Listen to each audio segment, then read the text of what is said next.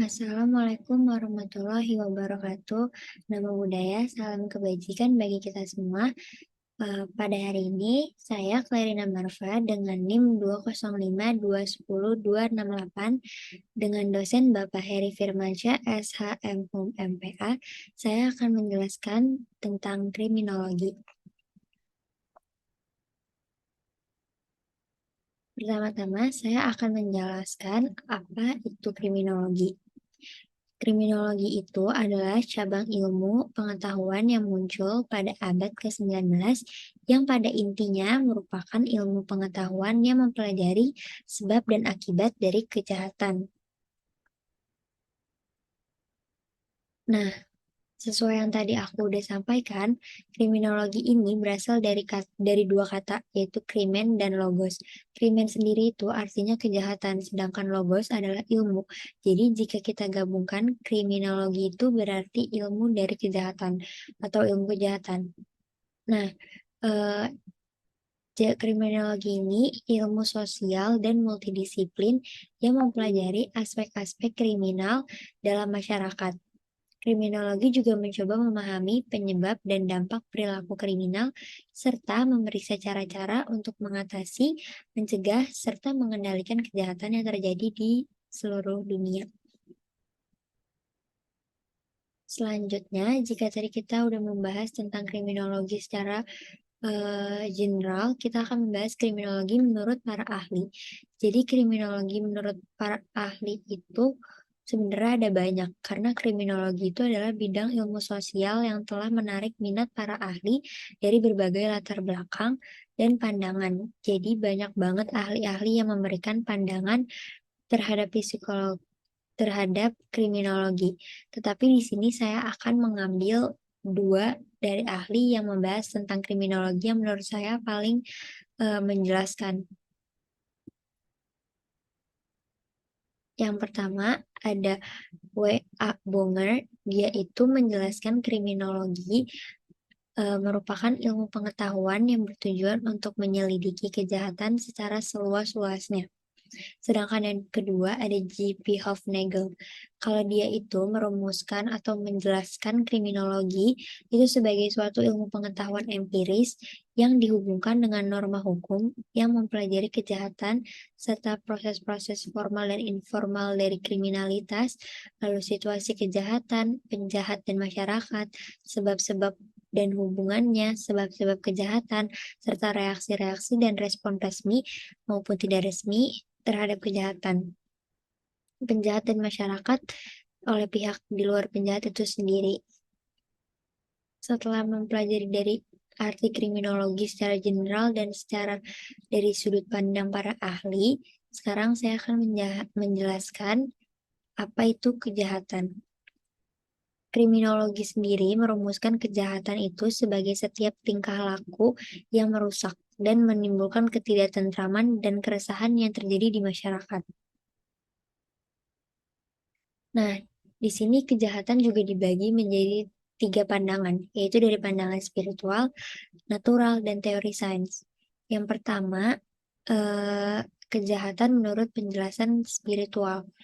Jadi menurut spiritual ini, itu dapat dilihat dari konteks atau konteks spiritualnya itu dapat bervariasi tergantung agama yang kita anut masing-masing dan tradisi dari agamanya itu sendiri. Kayak Islam berarti dia punya penjelasannya sendiri, Kristen punya penjelasannya sendiri, Hindu, Buddha, dan semua agama mempunyai penjelasannya sendiri terhadap kejahatan.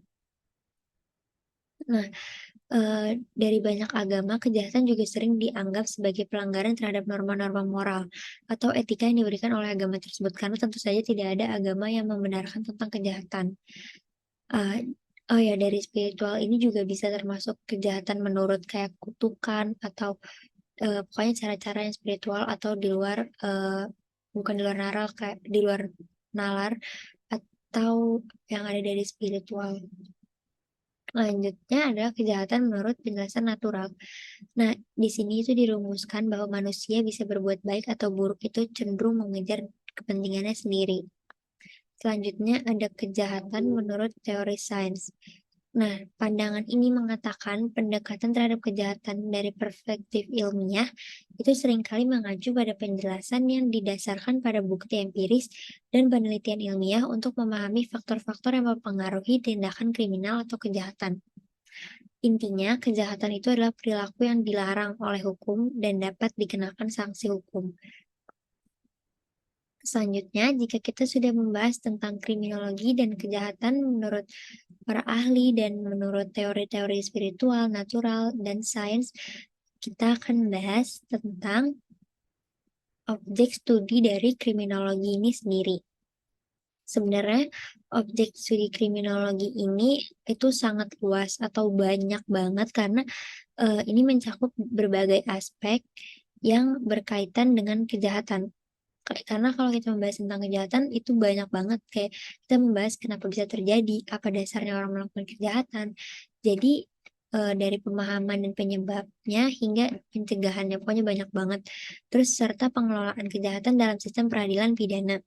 Nah, studi kriminologi ini juga bertujuan untuk memberikan wawasan yang lebih baik tentang fenomena kejahatan dan membantu mengembangkan strategi yang lebih efektif atau lebih modern atau lebih pemikirannya maju untuk membasmi atau menghadapi kejahatan sendiri.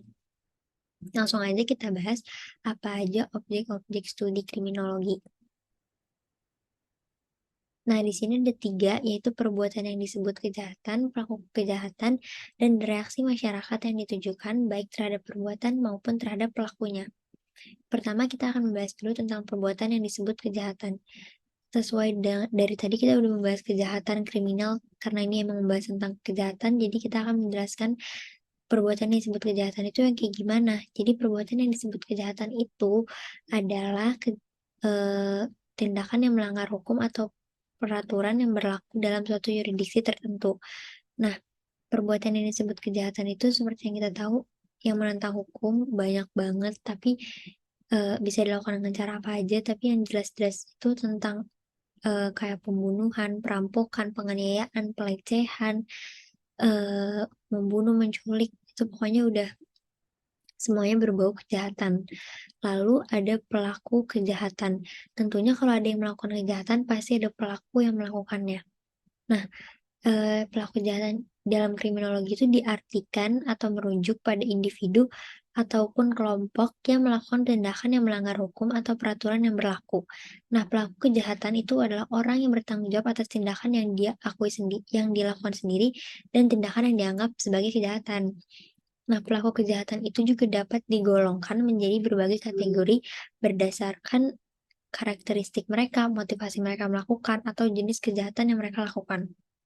Nah, contohnya itu ada beberapa, tapi saya akan menyebutkan beberapa. Contohnya itu pelaku primer, pelaku sekunder, pelaku kriminal serial, kriminal juvenil, pelaku teroris.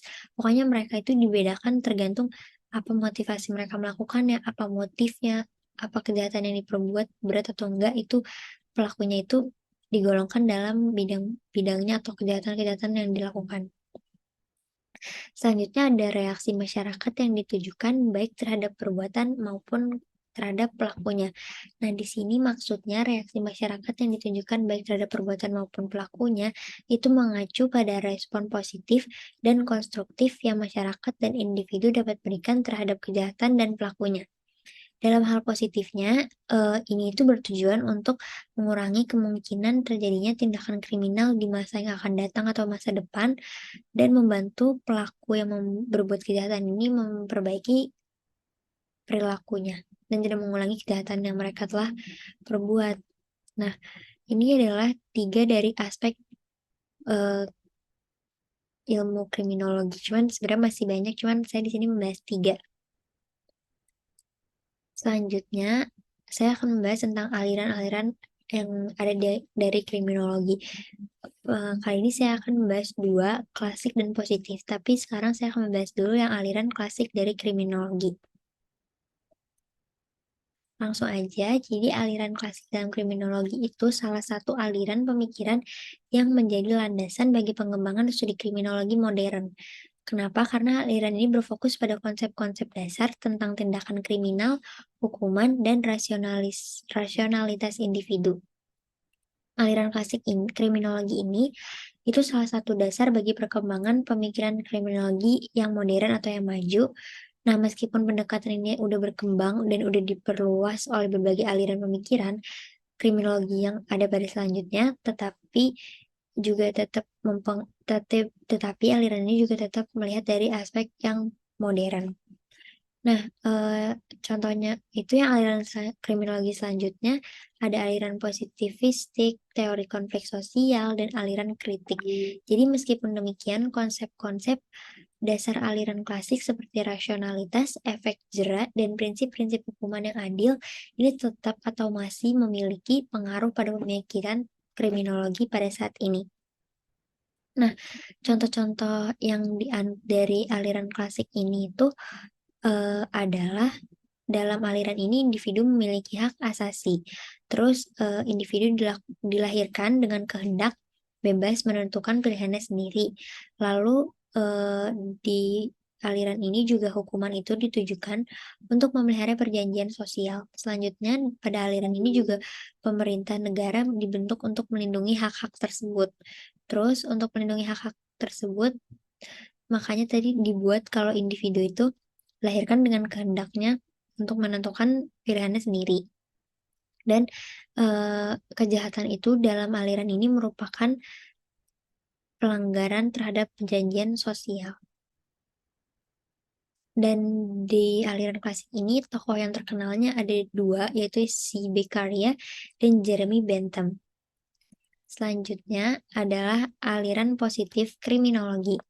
Dari aliran ini diartikan sebagai pendekatan yang berfokus pada penggunaan metode ilmiah dan data empiris untuk memahami fenomena kejahatan dan perilaku kriminal. Ini berbeda dengan aliran klasik yang lebih menekankan aspek rasionalitas dan teori deterrence. Di aliran positif ini mencari penjelasan tentang kenapa orang itu melakukan kejahatan dan kenapa pola kejahatan itu berbeda-beda. Lalu aliran ini juga memberikan wawasan yang berharga tentang faktor-faktor yang mempengaruhi kejahatan dan berkontribusi pada pengembangan strategi pencegahan yang lebih efektif dalam menanggulangi kejahatan. Nah, ini juga membantu mengembangkan pemahaman yang lebih dalam tentang kompleksitas fenomena kejahatan dan perilaku kriminal. Itu saja yang dapat saya sampaikan pada kali ini. Semoga bermanfaat. Saya minta maaf jika banyak kesalahan dalam kata yang saya pilih. Terima kasih. Wassalamualaikum warahmatullahi wabarakatuh.